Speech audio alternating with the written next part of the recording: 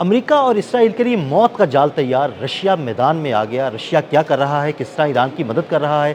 عامر رضا سے تازہ ترین صورتحال کے بارے میں بات کرتے ہیں۔ عامر بھائی، ایک زبردست خبر آئی ہے، ہمارے ناظرین کو بتائیے گا۔ یہ خبر واقعی زبردست ہے کیونکہ جس دن سے جنگ شروع ہوئی 28 فروری سے لے کر جب اسرائیل اور امریکہ نے مل کر ایران پر حملہ کیا تھا اور اس کے سپریم کمانڈر جو تھے علی خامنئی ان کو شہید کیا تھا، اس کے بعد سے لے کر پوری دنیا اس بات کو لے کر سوال اٹھا رہی تھی کہ کیا رشیا خاموش بیٹھے گا، کیونکہ رشیا سب سے بڑا بینیفیشری ہے ایران سے۔ دیکھیں یہ دنیا کاروباری دنیا ہے، چاہے رشیا چاہے امریکہ اسرائیل ہے کوئی بھی ہے، اس کا سب سے بیسک نظریہ یہ ہوتا ہے کہ وہ اپنے کاروبار کو چلائے۔ رشیا پر بھی ویسٹرن پابندیاں ہیں اور اس میں اس کے لیے اگر کوئی بریتھنگ پوائنٹ تھا تو وہ ایران تھا، ایسے ہی ہے۔ کیونکہ ایران اس سے ٹیکنالوجی اور اسلحہ لے رہا تھا اور ایران اس سے جو ہے اس کے ساتھ تجارت کر رہا تھا۔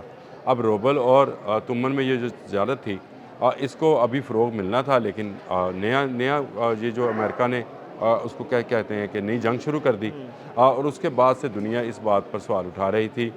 بہت سارے امریکی مبصر جو ہیں اس بات کو اگر کہتے ہیں تو میں ان کے شارٹس بھی آپ کو بھیج دیتا ہوں کہ اس ساری گیم کے پیچھے رشیا موجود تھا جو ایران نے کامیابی کے ساتھ امریکی اہداف کو نشانہ بنایا، لیکن کھل کر سامنے کچھ نہیں آ رہا تھا۔ دیکھیں ہم نے بھی اس پہ ویلاگ کیا تھا، میں نے بتایا تھا کہ جو سیٹلائٹ ٹیکنالوجی ہے وہ چین فراہم کر رہا ہے، سیٹلائٹ سپورٹ، اور رشیا جو ہے اس کی انٹیلیجنس کام آ رہی ہے۔ میں نے آپ کو ساتھ ایک ویلاگ کیا تھا، میں نے آپ کو پوائنٹ آؤٹ کیا تھا کہ کے جی بی جو ہے جو رشین ہے وہ اس کام کے خاص جس کو بول دی جاتا ہے وہ اس کام کے پیچھے ہے، اور وہ تمام وہ پوائنٹس جہاں پر امریکی موجود تھے اس کی نشاندہی انہوں نے کی ہے۔ لیکن ایران اور رشیا کا آپس میں اس وقت تک کوئی رابطہ نہیں تھا، یا ہمارے تک کوئی رابطہ اس طرح کا نہیں آیا تھا۔ لیکن ایک بڑی خبر جس کو آپ نے صحیح کہا کہ بڑی خبر نکل کر آئی ہے اور یہ ہے کہ مسعود پزشکیان جو کہ ایران کے صدر ہیں ان کی ٹیلی فون کال ہوئی ہے ولادیمیر پوٹن سے۔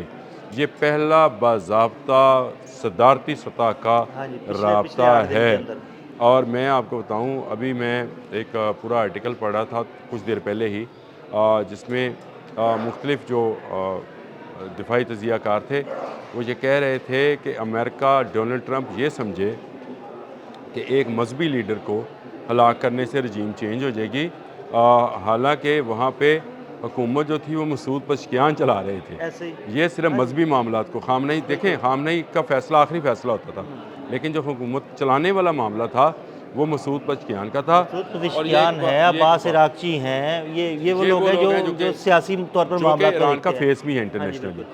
اب ولادیمیر پوٹن نے رابطہ کیا ہے تو یہ رابطہ آپ کے خیال سے وہ ٹیلی فون کال ہوگی کہ جس میں یہ پوچھا جائے گا کہ سنائیں آپ کا کیا حال ہے؟ اور کی حال ہے؟ اب یہ تو نہیں پوچھا جائے گا نا، یہ بتایا جائے گا کہ آئندہ کی حکمت عملی جو ہے وہ کیا ہے۔ اور دوسرا، ولادیمیر پوٹن نے ڈونلڈ ٹرمپ کو ایک پیغام دیا ہے کہ میں ایران کے ساتھ رابطے میں ہوں۔ دیکھیں اس سے پہلے تو صرف کیا سرائیاں تھیں یا خبریں ایسی تھیں، انٹرنیشنل میڈیا کی خبریں تھیں کہ انٹیلیجنس جو ہے وہ استعمال ہو رہی ہے۔ بہت سارے امریکن جو تھے تجزیہ کار وہ یہ بات کہہ رہے تھے کہ اتنا ایکوریٹ نشانہ جو ہے وہ ایران کا نہیں ہو سکتا اگر اس کے پاس یہ معلومات نہ ہوں۔ جو اس کو کون فراہم کر سکتا تھا؟ رشیا، کیونکہ ایرانی لوگوں پر یہ ابھی بھی آپ اس کو سمجھیں، ایرانی لوگوں پر سعودی عرب اور مڈل ایسٹ میں اس طرح سے کڑی نگرانی رکھی جاتی ہے جیسے پاکستانی انڈیا چلے جائیں یا انڈین پاکستان میں آ جائیں، ایسی کڑی نگرانی جو ہے ان کی جاتی ہے۔ لیکن رشین مڈل ایسٹ میں بزنس بھی کر رہے تھے اور رشین جو ہیں ان کے فوجی عسکری مفادات بھی جو ہیں مڈل ایسٹ سے جڑے ہیں۔ اب یہ ساری انٹیلیجنس کیسے مل رہی تھی، کون اس کو دے رہا تھا، اس سے ہٹ کر جنگ کے ان حالات میں، اس ادوار میں جب ایران ایک تھکا دینے والی جنگ جو ہے امریکہ اور اسرائیل پر مسلط کر چکا ہے، میں تھکا دینے والی پر آپ میرے سے کسی دن بات کر لیجئے گا، یہ تھک جائیں گے، ایران فتح نہیں کر پائیں گے، یہ بات ذہن میں رکھیں گا، الگ سے کر لیجئے گا۔ لیکن بات یہ ہے کہ یہ اسٹریٹجی پہ بات کیجئے گا، یہ ایرانی اسٹریٹجی ہے، اس اسٹریٹجی کا نام کیا ہے، اس کو کس طرح سے استعمال کیا جاتا ہے اور اس کا آگے آنے والے دنوں میں کیا اثرات نکلیں گے، یہ میں الگ سے بات کر لیں گے۔ لیکن اس وقت جو ہے مسعود پزشکیان کا ولادیمیر پوٹن سے رابطہ جو ہے یہ ڈونلڈ ٹرمپ کو کھلی چنوتی ہے کہ اب رشیا جو ہے وہ ایران کے ساتھ کھڑا ہے۔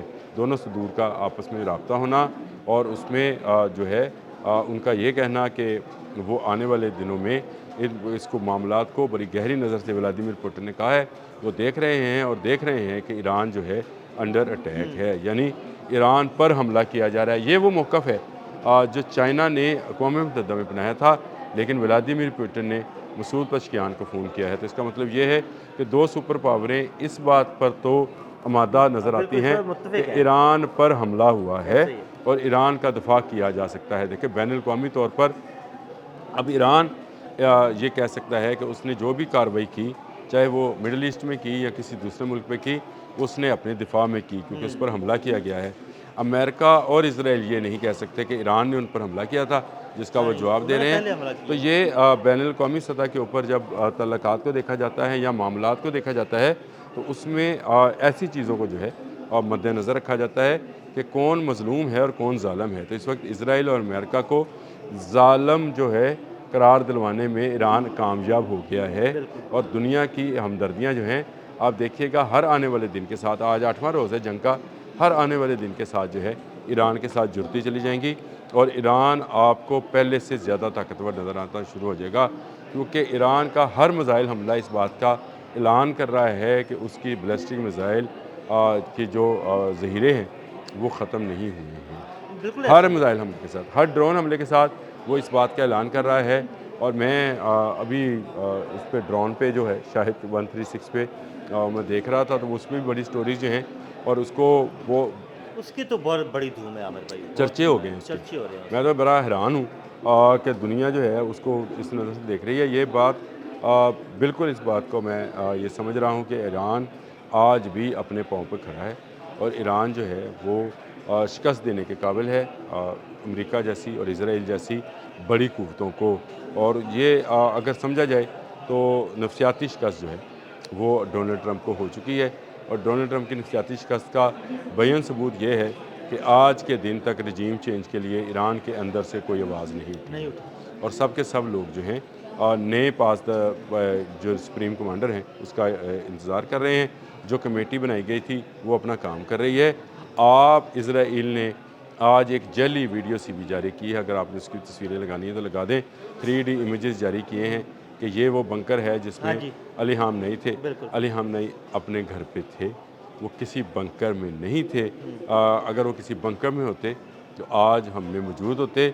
वो शहीद किए गए और उन्होंने अपने वो कम्प्लेक्स जो उनका रहायशी कम्प्लेक्स था उसमें अपनी जो है उनका नवासा था, बेटा था, बेटी थी, दामाद था, उनके साथ जो है शहादत पाई है।